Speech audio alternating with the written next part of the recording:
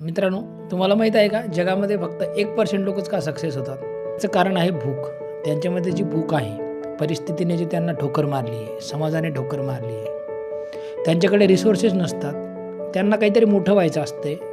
त्यांना जे rat race आहे, जे आपण शेळ्या मेंढ्यांसारखे इकडून तिकडं नुसतं पळत असतो रॅट रेसमध्ये, त्यातून बाहेर निघायचं असते. 7 पिढ्यामध्ये जे कोणी केलं नाही ते त्यांना एक्झाम्पल सेट करायचं असते.